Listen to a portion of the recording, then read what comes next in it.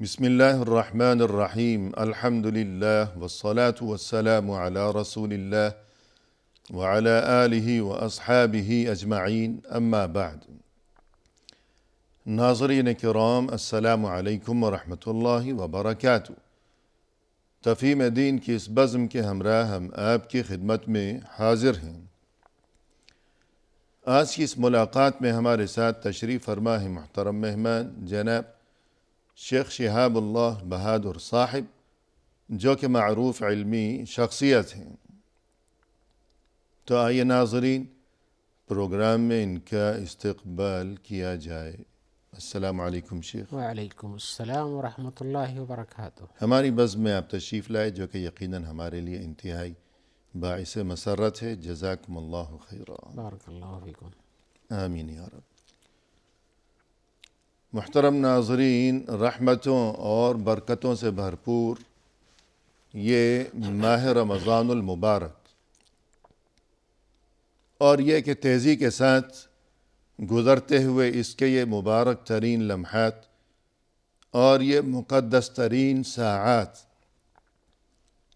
ان لمحات کو اور مبارک ترین شب و روز کو ہمیں کس طرح غنیمت جاننا چاہیے، اور یہ کہ کس طرح ہمیں ان ایام سے اور ان مبارک راتوں سے خوب زیادہ سے زیادہ استفادہ کرنا چاہیے۔ تو آئیے آج کی اس ملاقات میں دینی تعلیمات کی روشنی میں اسی سلسلے میں محترم مہمان سے مفصل رہنمائی حاصل کی جائے۔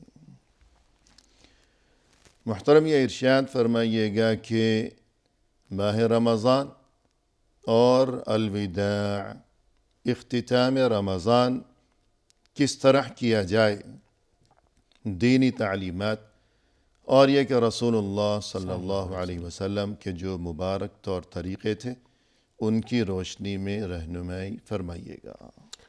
بسم اللہ الرحمن الرحیم، والحمد للہ رب العالمین، والصلاة والسلام علی سید المرسلین وعلی آلہ وصحبہ اجمعین، وبعد۔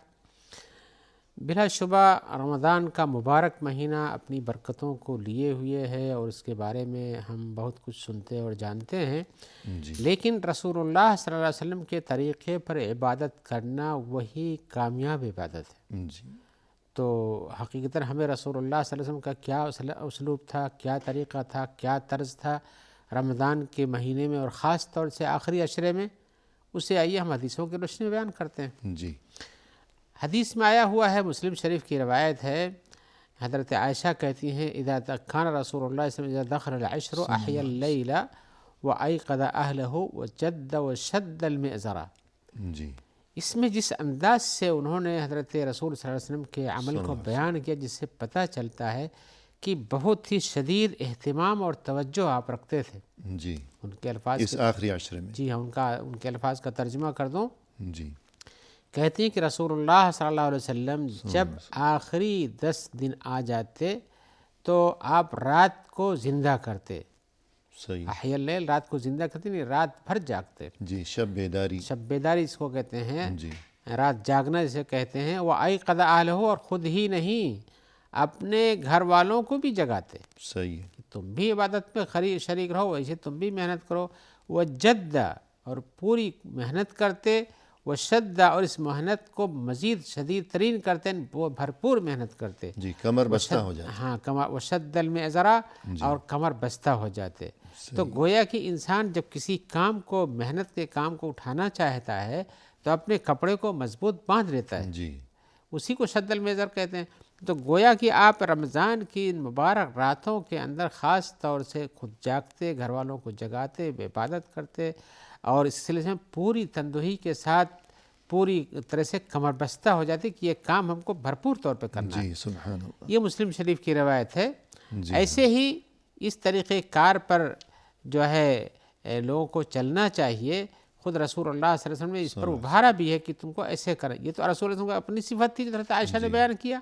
تو ہمیں تو اس چیز کی اور زیادہ ضرورت ہے۔ جی ہاں، اسی لیے آپ نے کہا بھی علیکم بقیام اللیل، یعنی رسول اللہ صلی اللہ علیہ وسلم کا فرمان ہے علیکم بقیام اللیل، تمہیں رات کو جاگ کے نماز پڑھنا چاہیے۔ اس کو ہم قیام اللیل کہتے ہیں، یا تراویح کہہ لیجئے، یا تہجد کی نماز کہہ لیجئے۔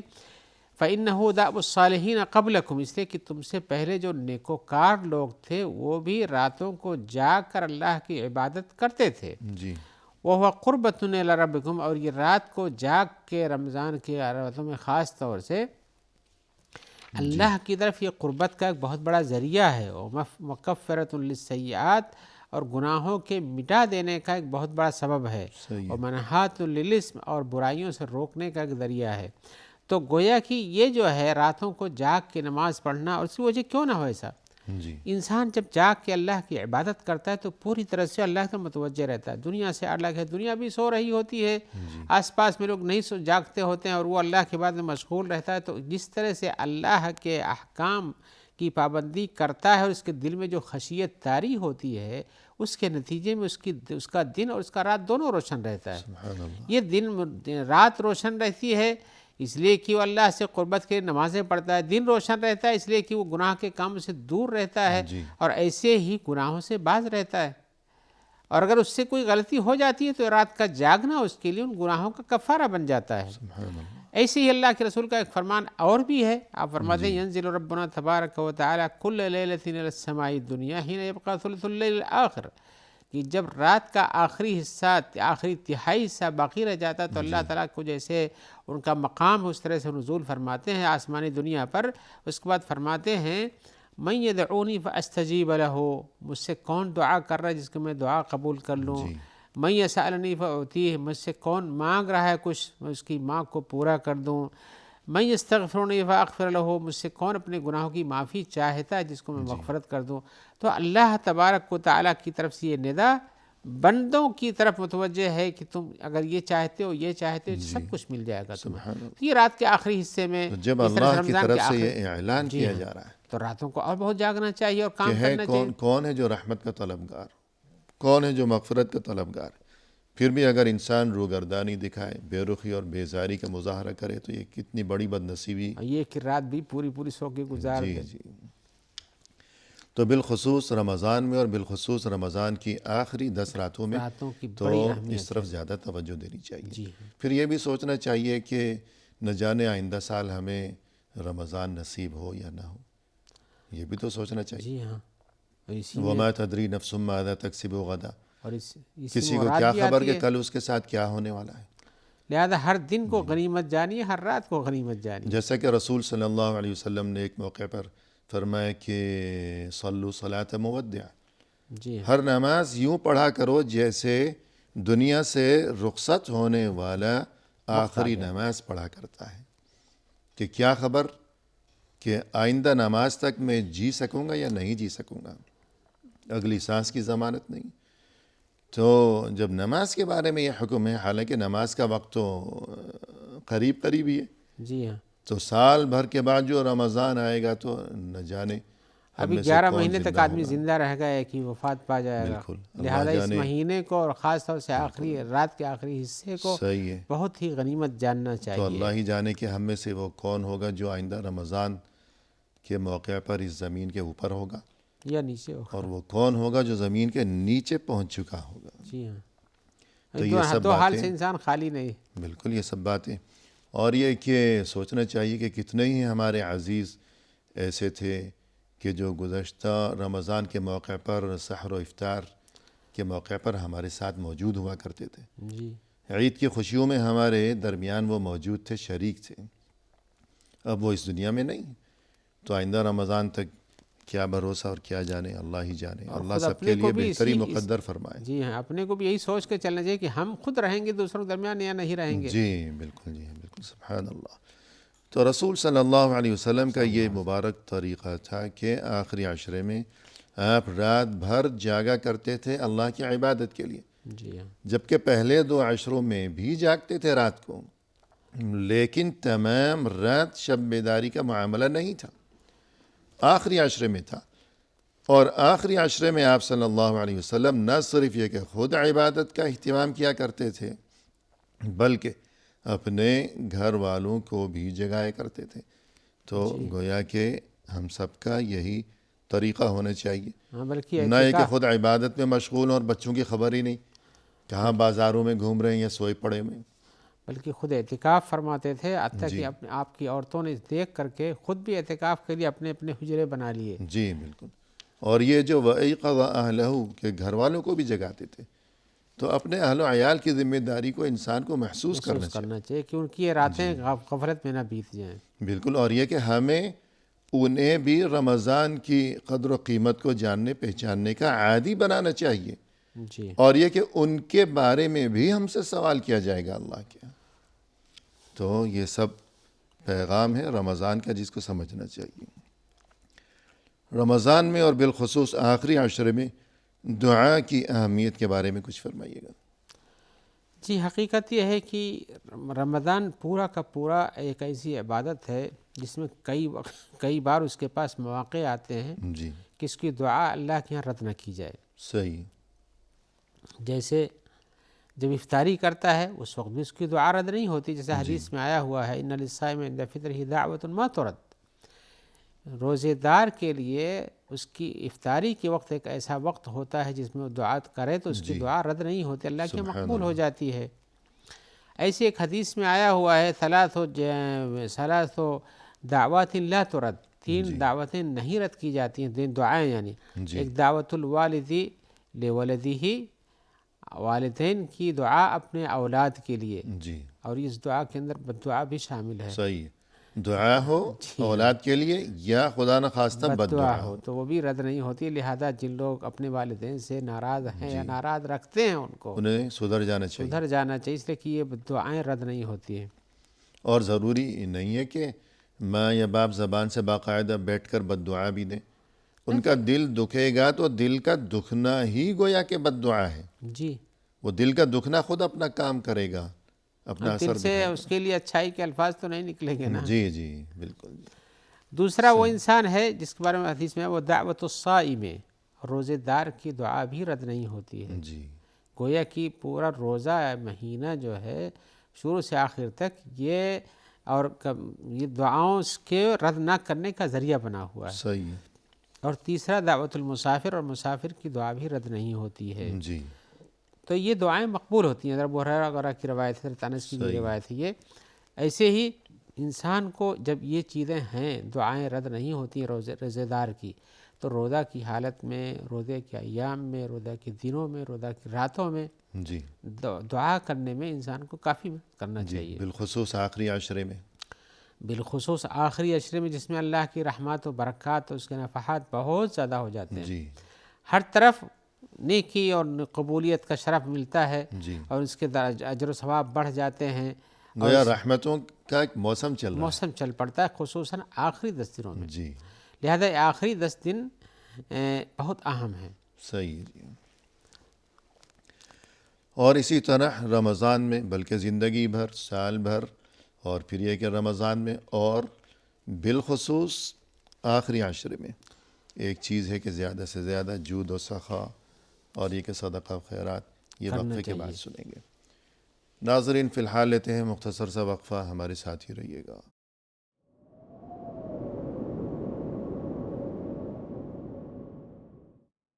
محترم ناظرین، وقفے کے بعد ہم حاضر خدمت ہیں. آئیے سلسلے گفتگو کو آگے بڑھایا جائے اپنے محترم مہمان کی زبانی. شیخ، وقفے سے قبل آپ نے یہ تذکرہ فرمایا کہ ماہ رمضان کا یہ آخری عشرہ تیزی سے گزرتے ہوئے یہ مبارک ترین لمحات. جی، چند دن بچے. جی ہاں بالکل. تو ان آخری لمحات میں ہمیں زیادہ اس طرف متوجہ ہونا چاہیے، اپنے آپ پر رحم کرنا چاہیے. تو وہ اچھے کام جو کہ بطور خاص ان آخری ایام میں جن کا اہتمام کیا جانا چاہیے، انہی میں سے ایک چیز ہے ضرورت مندوں کی مدد، صدقہ و خیرات. اس بارے میں کچھ فرمائیے گا. اس سلسلے میں جیسے کہ رسول اللہ صلی اللہ علیہ وسلم کا عمل کیا تھا، اس پہ ہمیں دیکھنے کی ضرورت ہے. لیکن ہمارا عمل اسی وقت مقبول ہوتا ہے جب رسول اللہ صلی اللہ علیہ وسلم کے عمل کے مشابہ اور اسی طرح سے پایا جاتا ہے. جی. آپ کی صفات میں بیان کیا گیا ہے، عبداللہ ابن عباس وغیرہ کی روایت ہے، اور یہ بخاری اور مسلم میں ہے کہ رسول اللہ صلی اللہ علیہ وسلم سب سے زیادہ سخی آدمی تھے. جی. یعنی لوگوں کے درمیان ان کی سخاوت مشہور تھے، وہ تھے بھی. صحیح. وَكَانَ أَجْوَدَ مَا يَكُونُ فِي رَمَضَانَ حِينَ يَلْقَاهُ جِبْرِيلُ. جب جبریل علیہ الصلوۃ والسلام آپ سے قرآن مجید کا دور کرنے کے لیے آیا کرتے تھے تو اس وقت آپ کی جود و سخا کی قوت بہت بڑھ جاتی تھی، صحیح ہے۔ خوب دیتے تھے لوگوں کو۔ اور یہ دور ہوا کرتا تھا ماہ رمضان میں۔ ہاں، وہ اسی حدیث میں آیا وَكَانَ يَلْقَاهُ فِي كُلِّ لَيْلَةٍ مِّن رَمَضَانَ فَيُدَارِسُهُ، اور جبریل رسول اللہ صلی اللہ علیہ وسلم کے پاس ہر رات میں آتے تھے اور اس کے ساتھ قرآن مجید کا درس دیتے تھے، درس لیتے تھے، یعنی آپس میں پڑھتے تھے۔ صحیح ہے۔ فَرَسُولُ اللَّهِ صلی اللہ علیہ وسلم اجود بالخیر من الريح المرسلہ، پھر اللہ کے رسول صلی اللہ علیہ وسلم کی اس صفت خاص کو بیان کرنے کے لیے کہا ہے کہ جیسے ہوا چلتی ہے، تیز ہوا، تیز ہوا سب کو لگتی ہے، سب کو فائدہ پہنچاتی ہر ہے، جگہ پہنچتی ہے، ایسی کوئی کونا محروم نہیں رہ جاتا۔ اسی طرح سے رسول اللہ صلی اللہ علیہ وسلم کا طریقہ کار بھی تھا کہ کوئی بھی ان کے خیر سے محروم نہیں ہوتا تھا۔ جی تو سبحان اب یہ رسول کی صفات تھی رمضان میں، تو ان مومنوں کو بھی رمضان کے اندر اس صفت کو جاگانا چاہیے۔ جی بے شک، سبحان اللہ۔ اور اسی طرح رمضان اور قرآن، ان یہ دونوں میں لازم تو بہت ملزوم خاص چیز ہے، تعلق جی ہے۔ بہت خاص تعلق ہے، اس لیے خاص تعلق ہے کہ رمضان میں ہی قرآن جی اتارا گیا، اسی طرح سے رمضان میں قرآن اترنے کی وجہ سے اس میں خاص رات کو بہت اہمیت دی گئی۔ صحیح۔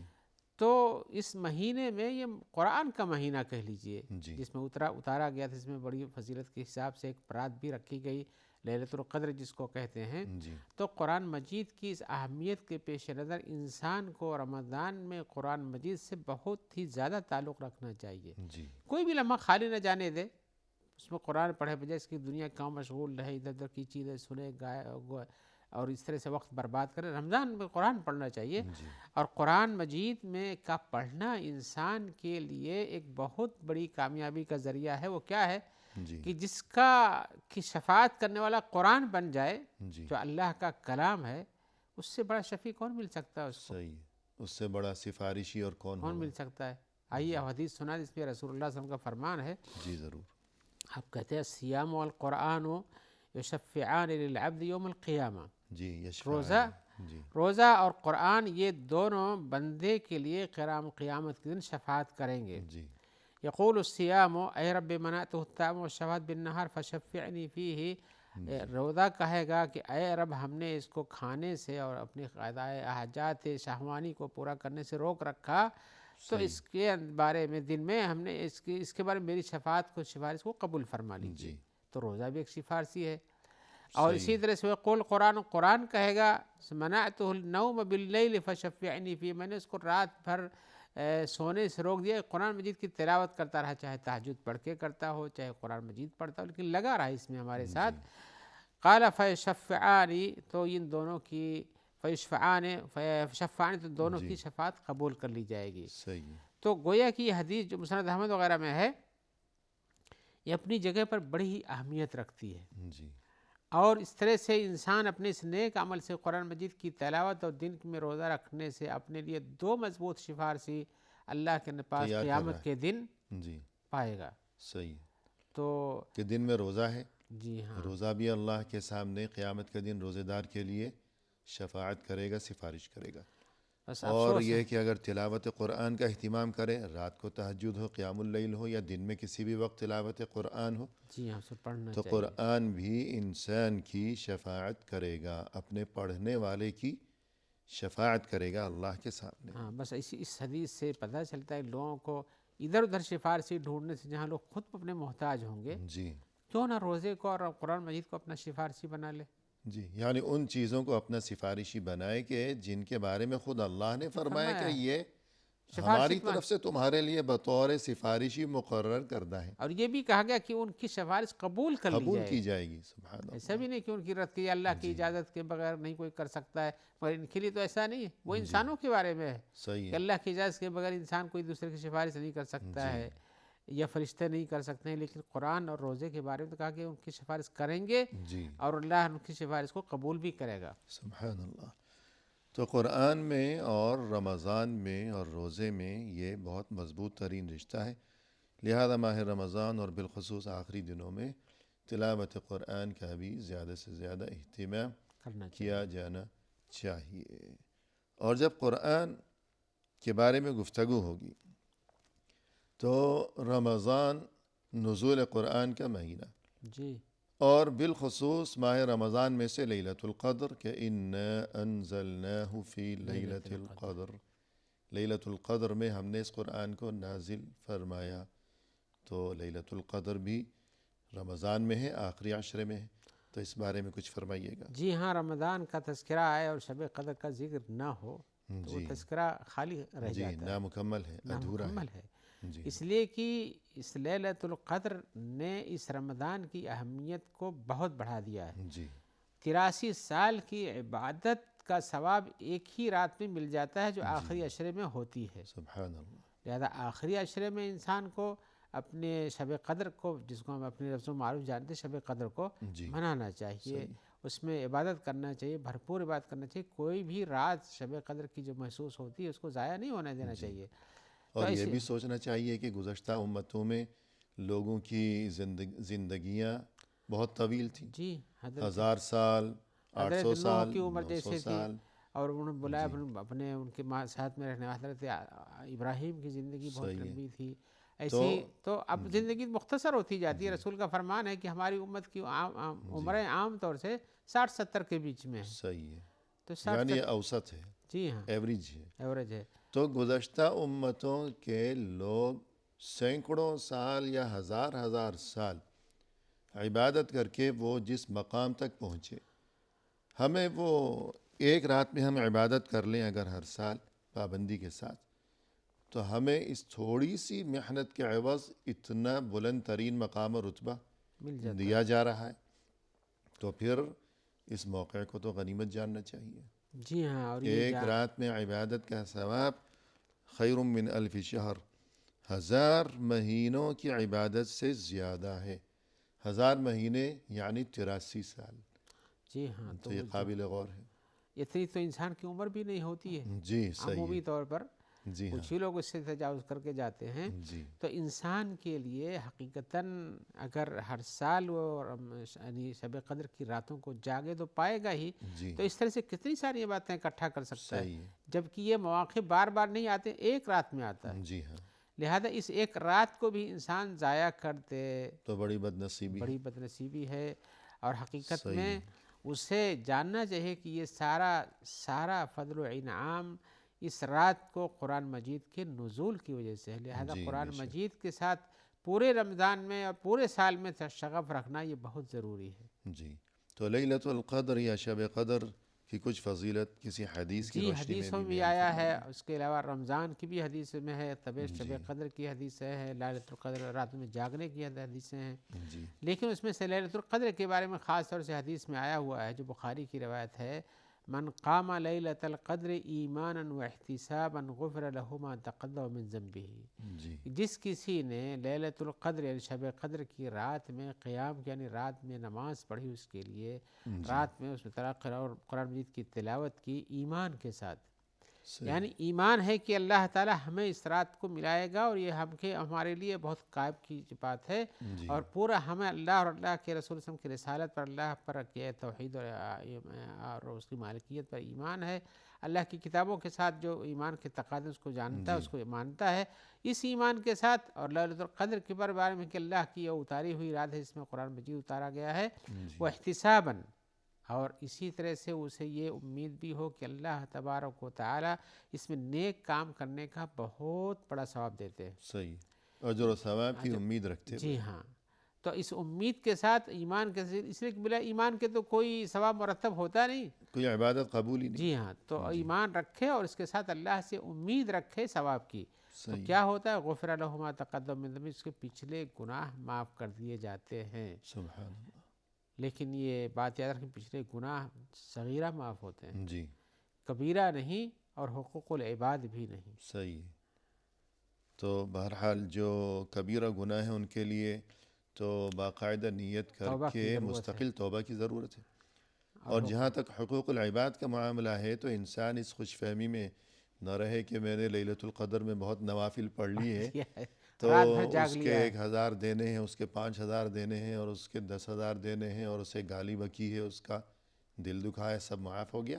ایسا نہیں تو ہے، یوں خوش ہونے کی ضرورت نہیں اس لیے کہ اللہ کے پاس عدل ہے، ظلم نہیں ہے۔ ہے۔ جی دوسروں کا مال لے لیجیے، نہ دیجیے، صحیح یا ہے۔ ان کے ساتھ کیجیے، گناہ ہے کبیرہ بھی اللہ کے حق میں، یہ بہت بڑا گناہ ہے، تو جو کبیرہ حقوق وہیں بنتا ہے۔ العباد ہیں ان کی ادائیگی کی بہت زیادہ فکر کی جائے، اور اس کے بعد ایسے نادر مواقع پر اللہ کی عبادت کا اہتمام کیا جائے، تب اصل مقصود حاصل ہوگا، ورنہ تو خسارہ ہی خسارہ ہے۔ ہاں، اسی لیے اس رات کو خاص طور سے اس بات میں یاد رکھنا چاہیے جی کہ انسان کو اپنے گناہوں کی معافی مانگنا چاہیے، صحیح ہے۔ اللہ سے معافی کا طلبگار ہونا چاہیے۔ معافی کتنی سارے گناہ کبیرہ سے ہے، لوگوں کے حقوق کے بارے میں توفیق سے اللہ اس کو ادا کرتے ہیں، صغیرہ کے بارے میں ہے ایما، اور اسی طرح سے اپنے کاموں میں تقصیر کے بارے میں ہے۔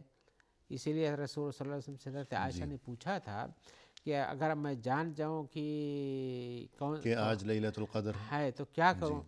تو اللہ کے رسول نے فرمایا قولی اللہم انک عفو کریم تحب العفو فاعف عنی، تم کہو کہ اللہم انک عفو کریم تحب العفو فاعف عنی، اے اللہ تو عفو ہے، معاف کرنے والا ہے، تیری صفت معاف کرنے کی ہے، جی کریم دینے والا ہے، نوازش والا ہے، تحب العفو معاف کرنے کو پسند کرتا ہے، صحیح ہے۔ فاعف عنی تو مجھ سے معاف کر دے۔ اب سبحان معاف اللہ۔ کرنے میں جتنی ساری غلطیاں ہوتی ہیں، ہر قسم کی چھوٹی بڑی جی اور ساری گناہوں کو شامل ہو سکتا ہے، اس لیے معافی کے مانگنے کا ایک خاص الخاص رات ہے یہ۔ جی سبحان اللہ۔ تو لیلۃ القدر کا جو نادر موقع ہے، قیمتی موقع ہے، اللہ کی طرف سے بہت بڑا انعام ہے، احسان ہے، تو اسے غنیمت جاننا چاہیے اور اس سے زیادہ فائدہ اٹھانے کی بھرپور کوشش کرنی چاہیے ضرور۔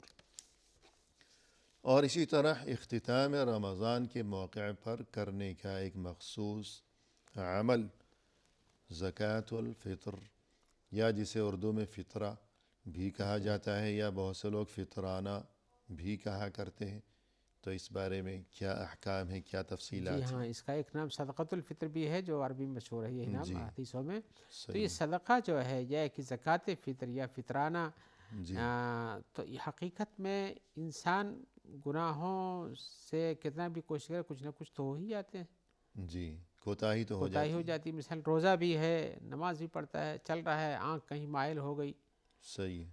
اب وہ آنکھ ایک بار ہوئی دوبارہ بھی ہو گئی تو یہ گناہ تو ہو گیا اس بلکہ کا، بعض اوقات انسان سے کوئی گناہ سرزد ہو جاتا ہے اور اس اسے کو پتہ خبر بھی بھی نہیں نہیں ہو چلتا ہے۔ پاتی۔ جی اسے پتہ بھی نہیں چلتا جی ہے۔ تو حقیقت میں ایسے سارے نقائص جو اعمال کے اندر آ جاتے ہیں، کوتاہیاں کوتاہیاں جو آ جاتی ہیں، جی ان کو رفع دفع کرنے کے لیے صدقۃ الفطر ہے، یہ فطرانہ دیا جاتا ہے، تاکہ صحیح ہے۔ انسان کے روزے کے اندر کچھ کمی رہ گئی ہے تو اس صدقہ فطر کے ذریعے پورا کر دیا جائے۔ جی تو وقت کے بعد مفصل سنیں گے آپ سے۔ محترم ناظرین، فی الحال لیتے ہیں مختصر سا وقفہ، ہمارے ساتھ ہی رہیے گا۔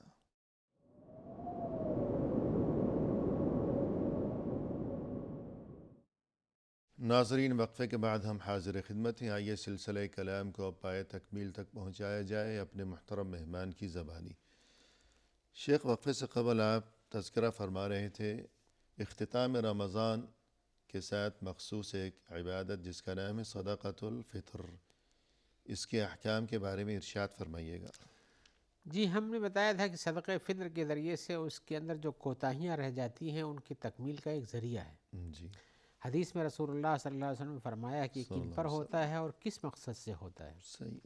حدیث میں آیا، حضرت عبداللہ بن عباس کی روایت ہے، کہتے ہیں کہ فرض رسول اللہ صلی اللہ علیہ وسلم زکوٰۃ الفطر طہرۃ للصائم من اللغو والرفث وطعمۃ للمساکین، من اداها قبل الصلاة فهي زکوٰۃ مقبولہ ومن اداها بعد الصلاة فهي صدقۃ من الصدقات۔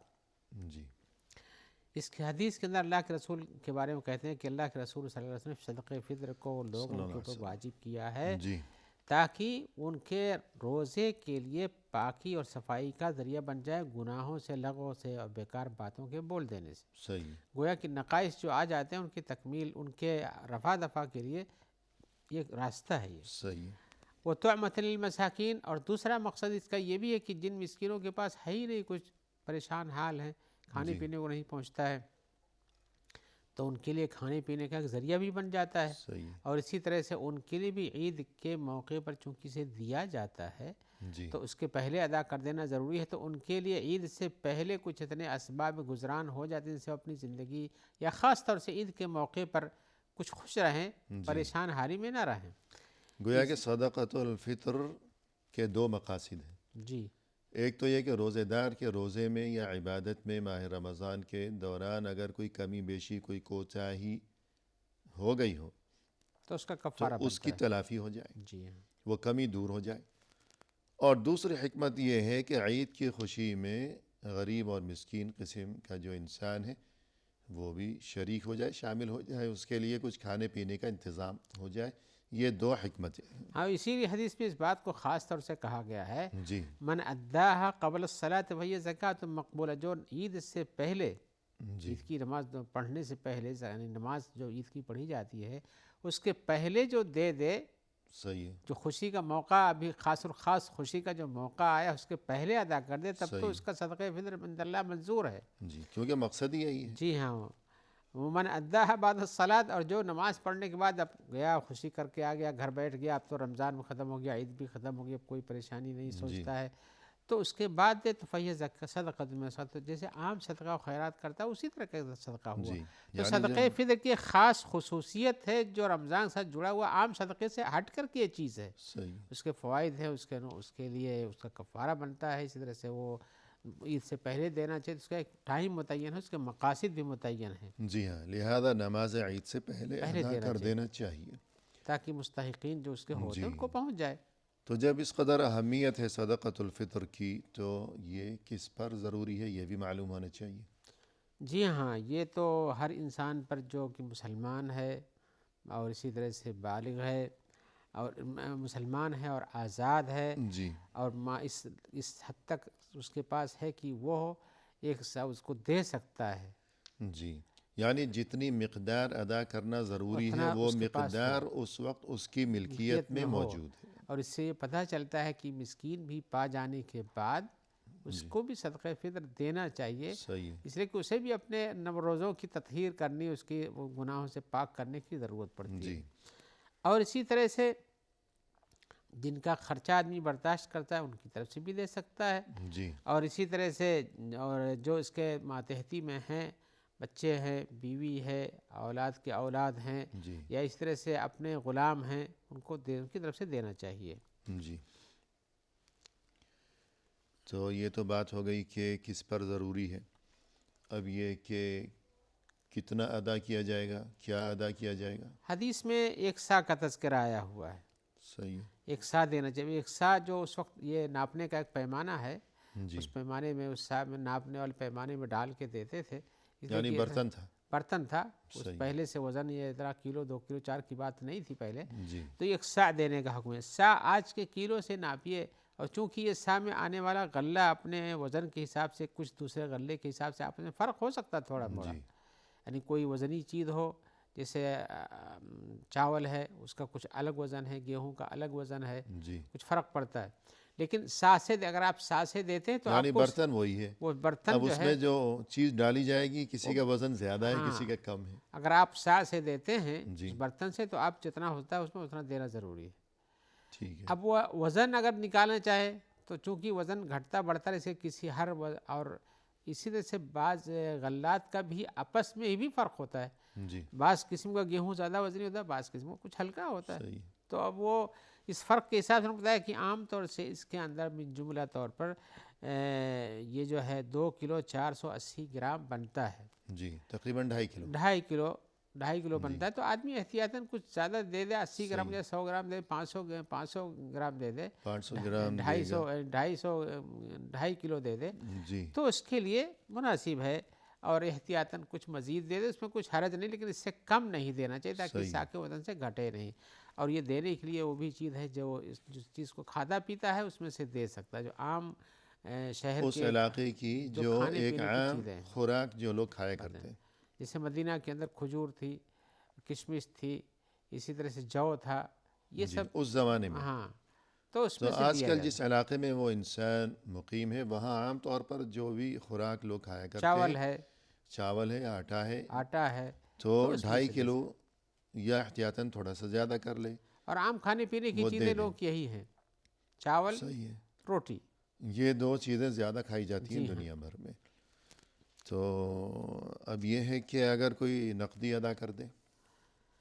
نقدی ادا کرنے کے بارے میں علماء کا اختلاف ہے، جی اس لیے کہ رسول اللہ صلی اللہ علیہ صلی وسلم اللہ علیہ اپنے وسلم. زمانے میں نقدی ہونے کے باوجود بھی ان کے پاس درہم و دینار ہوتے تھے. صحیح. آپ نے غلے میں سے اس کو واجب کیا جو فوری طور پر ان کے پاس پہنچ جاتا ہے، جی تو فوری طور پر غلہ دینا ان کے لیے زیادہ مفید ہے. صحیح ہے. لیکن اگر کہیں انسان مجبوری کی حالت میں ہو جائے کہ وہاں نہیں پا سکتا یا دینے کا جی جو مقصد ہے وہ پورا نہیں ہوتا ہے اور نقدی میں زیادہ پورا ہوتا ہے، تو کچھ علماء نے کہا کہ یہ نقدی بھی دیا یعنی جا سکتا مسکین کو زیادہ ضرورت یا زیادہ فائدہ جی ہاں، نقدی سے پہنچ رہا ہے. تو دے دینا چاہیے. ٹھیک ہے. یہ کچھ علماء لیکن کی رائے ذہن میں یہ بات رکھنی چاہیے کہ اصل ہے کھانا دینا، ہے. جی ہاں، لیکن غلے نقدی میں سے بھی دینا دی ضروری. جا سکتی ہے. جی ہاں. اصل وہی ہے، اسے نہ بھولیں. اب مزید یہ سوال پیدا ہوتا ہے کہ اس کا وقت کیا ہے، صدقۃ الفطر کب ادا کیا جائے گا؟ حدیث میں ابھی میں نے کچھ دیر پہلے بتایا تھا کہ جی حدیث میں آیا ہوا ہے کہ نماز کے پہلے دینا چاہیے. جی. تو جو نماز کے پہلے دیتا ہے اسی کا صدقہ فطر ادا ہوتا ہے، لیکن نماز نماز کے سے بعد پہلے تو دیتا ہے بہت کچھ ہے، پورا تو رمضان ہی نماز سے پہلے. ہاں، نماز کے پہلے بھی جی کتنا پہلے دے سکتا ہے. جی عام طور سے حدیث میں یہی صراحت آئی ہوئی ہے، لیکن حضرت عبداللہ بن عمر کا ایک طریقہ کار بتایا گیا ہے جی. کہ یہ 3 دن پہلے بھی دے دیتے تھے. صحیح. کچھ علماء نے کہا کہ آخری عشرے میں بھی گنجائش ہے دینے کی تاکہ مستحقین تک پہنچ سکے، صحیح ہے. جی ورنہ عید سے پہلے تو دے دینا ضروری ہے، لیکن اس جی کے پہلے کی کوئی خاص تعین نہیں پائی جاتی ہے. جی. لہذا حالات کے حساب سے 1 دن پہلے 2 دن پہلے بھی دے جانے کی گنجائش ہے. صحیح ہے. اور یہ صدقۃ الفطر کس کو دیا جائے گا؟ جی حدیث میں آیا ہوا ہے کہ آدمی کے روزے کے لیے یہ جو ہے طہرۃ للصائم و طعمۃ للمساکین، جی جیسے اس کے پہلے میں حدیث بتا چکا ہوں کہ انسان کے روزے کے لیے پاکی کا ذریعہ بنتا ہے جی. اور مسکینوں کے کھانے پینے کا سامان بن جاتا ہے، تو مسکینوں کو دینا چاہیے. یہ مساکین وہ بھی ہو سکتے ہیں جو کہ زکوٰۃ لینے والے ہوتے ہیں، ان کے علاوہ بھی دوسرے ہو سکتے ہیں جی. جن کو آپ مسکین، خاص طور سے جن کو حدیث میں مسکین کا تذکرہ لفظ آیا آیا ہوا ہے. ہے، جی ہاں. لہذا مسکینوں کو دینا چاہیے. اس کو صحیح. الگ اکٹھا کر کے کسی اور خاص مد میں لگائے انسان، یہ مناسب نہیں، بلکہ جی اس رات یہ بہت بڑی مقدار ہوتی بھی نہیں ہے ہر انسان کی طرف سے جی کہ بالکل. کہیں اکٹھا کر کے کسی کو آدمی دے دے کہ نہیں میں اپنا فلاں کو دیتا ہوں، بلکہ یہ دینا چاہیے جو مسکین حقیقتاً جس کے غلے کی کمی ہو، جس کے پاس خود ہی صدقہ فطر دینے کی گنجائش نہیں ہے، جس کے پاس کھانے پینے کا سامان نہیں ہے، تو جی ان کو دینا زیادہ ضروری ہے. صحیح ہے. تو رمضان کے آخری اعمال میں سے ایک چیز یہ تھی کہ صدقۃ الفطر کی ادائیگی. جی ہاں. رمضان ہمیں جو کچھ سبق سکھاتا ہے، کیا رمضان کے اختتام کے ساتھ ہی وہ سبق بھی ختم ہو گیا؟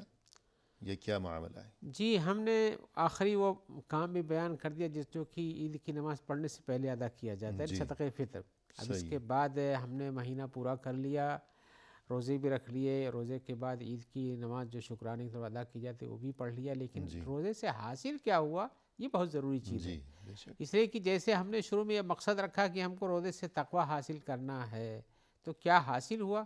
جی اپنے اعمال کا حساب رکھنا چاہیے. ہر آدمی اپنی تجارت کا، اپنے کام کا کھاتا رکھتا ہے، صحیح. تو دیکھنا چاہیے کہ ہم نے کیا حاصل کیا ہے. تو جی حقیقت میں یہ ہے سب سے بڑی چیز، رمضان ایک ٹریننگ کا ذریعہ ہے جی عبادتوں کے کرنے کے لیے اور تقوی حاصل کرنے کے لیے. کیا یہ ملا؟ یہ دیکھنا چاہیے. ملنے کا سبب کیا ہے کہ آدمی رمضان کے بعد بھی اگر اسی طرح سے نیکی کے کاموں پر باقی رہتا ہے تب تو سمجھیے کہ رمضان کا فائدہ ہوا. یعنی انسان فرض کیجئے کسی ہسپتال میں داخل ہوا، جی اس نے علاج کروایا، آپریشن کروایا، جو بھی کروایا، اب ہسپتال سے باہر نکلنے کے بعد بقیہ زندگی میں اگر وہ صحت مند رہا تب تو تب تو ہسپتال کا فائدہ خوشی ہوا. منانے کی بات ہے کہ ہسپتال میں داخل ہونے کا فائدہ ہو گیا اسے. تو رمضان کا بھی یہی معاملہ ہے کہ رمضان گزر جانے کے بعد بھی اگر وہی خوبیاں اس میں برقرار رہیں، اس کی سیرت و کردار میں، اس کے اخلاق میں، تب تو خوش ہونے کی ضرورت ہے کہ وہ سبق ہمیں مل گیا، ہم کامیاب ہو گئے. جو مقصد تھا وہ حاصل جی. ہوا. اور اگر رمضان گزر جانے کے بعد ہمارے طور طریقے بھی بدل گئے تو گویا کہ ہمیں رمضان کا کوئی فائدہ نہیں ہوا، خدا نخواستہ. جی ہاں، طریقے نہیں بدلے تو فائدہ نہیں ہوا جی بلا شبہ. جیسے آدمی حج کرتا ہے اور حج کرنے کے بعد جس میں آیا کہ جی آدمی حج اس کا قبول ہو جائے تو ایسے لوٹتا ہے گویا کہ وہ ابھی پیدا ہوا ہے، اس کے جی پاس کوئی گناہ نہیں. صحیح ہے جی اب آپ رمضان پورا مکمل کرنے اس کے بعد آپ ایسا نہ بن سکے جی متقی، تو گویا کہ رمضان بھی یہ قبولیت کے صحیح. درجے کو نہیں پہنچا. اور لہذا کسی بھی اچھے عمل کی قبولیت کی علامت یہ ہے کہ انسان اچھائی کے راستے پر ثابت قدم رہے، قائم و دائم رہے. جی ہاں، اسی لیے اللہ کے نزدیک جی کسی نیک عمل پہ ہمیشگی کا اختیار کرنا یہ زیادہ پسند ہے. حدیث گویا میں آیا رمضان ہوا کے ہے. بعد اگر انسان اچھے راستے پر، اچھے طور طریقوں پر اگر قائم و دائم رہا تو یہ اس بات کی علامت ہے کہ رمضان میں اس نے جو محنت کی ہے، جو عبادت کا اہتمام کیا ہے، وہ اللہ کے یہاں انشاءاللہ مقبول ہو گیا. اور اگر رمضان کے بعد خدا نخواستہ اس کے طور طریقے تبدیل ہو گئے اور اس نے برائیوں کی راہ اپنا لی تو خدا نخواستہ اس کا مقصد یہ ہوگا کہ رمضان کے دوران اس کی محنت جو ہے وہ بیکار چلی گئی ہے. جی ہاں، حدیث میں اسی لہذا لیے اپنا آیا ہوا ہے محاسبہ حب کرنا العمل اللہ چاہیے. ادومہ وان جی قل. سبحان اللہ. رمضان کے برابر آپ عمل نہ کر سکیں پھر بھی اس کام نیکی کام پر باقی رہیں جی تو اس اللہ کے پر نزدیک بہت پسندیدہ مداومت ہے. ہو، جی ہاں. پابندی ہو. پروگرام کے اختتام پر ہم تہہ دل سے آپ کا شکریہ ادا کرتے ہیں کہ آپ تشریف لائے. آپ نے نہایت عمدہ انداز میں رہنمائی فرمائی، لہذا جزاکم اللہ خیرا. اللہ بارک فیکم وجزینا خیر. آمین یا رب. اور اس کے ساتھ ہی محترم ناظرین، اختتامی موقع پر تہہ دل سے ہم آپ کا بھی شکریہ ادا کرتے ہیں کہ آپ نے ہمارا یہ پروگرام دیکھا، اور اس دعا کے ساتھ کہ اللہ تعالی ہمیشہ زندگی بھر ہماری تمام عبادات کو، اور بالخصوص ماہ رمضان میں جو ہمیں اللہ کی طرف سے اچھے کاموں کی توفیق نصیب ہو گئی ہے، تو اللہ تعالی ہمارے ہر عمل کو شرف قبولیت سے نوازے. آمین یا رب. اسی کے ساتھ ناظرین اللہ کے حوالے وآخر دعوانا ان الحمد للہ رب العالمین.